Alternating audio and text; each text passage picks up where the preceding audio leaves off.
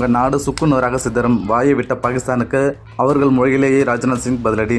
கொல்கத்தா மீது தாக்குதல் நடத்துவோம் என்பது போல பாகிஸ்தான் மிரட்டல் விடுத்திருந்த சூழ்நிலையில் அதற்கு நமது பாதுகாப்புத்துறை அமைச்சர் ராஜ்நாத் சிங் தக்க பதிலடி கொடுத்துள்ளார். இந்தியா மீது கை வைத்தால் பாகிஸ்தான் சுக்குநூறாக போய்விடும் என அவர் எச்சரித்துள்ளார்.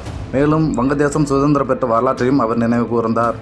தேவையில்லாமல் இந்தியா பற்றி பேசி சர்ச்சையை ஏற்படுத்துவதை பாகிஸ்தான் வாடிக்கையாக வைத்திருக்கிறது. அதிலும் குறிப்பாக பாகிஸ்தான் பாதுகாப்புத்துறை அமைச்சர் கவாஜா ஆசிப் தொடர்ந்து இந்தியா குறித்தும் சர்ச்சையை கிளப்பி வருகிறார்.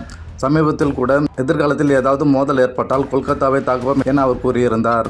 இதற்கிடையே பாதுகாப்புத்துறை அமைச்சர் ராஜ்நாத் சிங் இந்த விவகாரத்தில் பாகிஸ்தானுக்கு கடுமையாக எச்சரிக்கை விடுத்துள்ளார். 50 ஆண்டுகளுக்கு முன் பாகிஸ்தான் இரண்டாக பிரிந்த வரலாற்றை சுட்டிக்காட்டிய ராஜ்நாத் சிங் இரு நாடுகளுக்கிடையே பதற்றத்தை அதிகரிக்கும் வகையில் எந்த அறிக்கையும் வெளியிட வேண்டாம் என்று பாகிஸ்தானை அறிவுறுத்தினார். இது தொடர்பாக அவர் மேலும் கூறுகையில், பாகிஸ்தான் பாதுகாப்புத்துறை அமைச்சர் இதுபோன்ற கருத்துக்களை சொல்லியிருக்க கூடாது. 55 ஆண்டுகளுக்கு முன்பு பாகிஸ்தான் இரண்டாக பிரிந்த போது அவர்கள் அதன் விளைவுகளை அனுபவித்தனர். மீண்டும் எங்கள் மண் மீது ஏதாவது செய்ய முயன்றால் இந்த முறை பாகிஸ்தான் எத்தனை பகுதிகளாக பிரிக்கப்படும் என்பது கடவுளுக்கே தெரியும் என்று அவர் நேரடியாக எச்சரித்தார். பாகிஸ்தான் அமைச்சர் கவாஜா தேவையில்லாமல் இந்தியா பற்றி பேசி கொல்கத்தா மீது தாக்குதல் நடத்துவோம் என கூறியிருந்த நிலையில் அதற்கு பதிலடியாகவே ராஜ்நாத் சிங் இந்த கருத்தை கூறியுள்ளார்.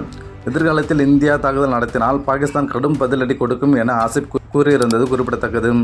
கடந்த சனிக்கிழமை சியால்கோட்டில் செய்தியாளர்களிடம் பேசிய கவாஜா ஆசிப், எதிர்காலத்தில் இந்தியா ஏதாவது பதற்றத்தை ஏற்படுத்தினால் பதற்றத்திற்கு பாகிஸ்தான் வலுவான பதிலடி கொடுக்கும் என்று தெரிவித்துள்ளார். மேலும் கொல்கத்தா மீது தாக்குதல் நடத்துவோம் என்றும் அவர் குறிப்பிட்டார்.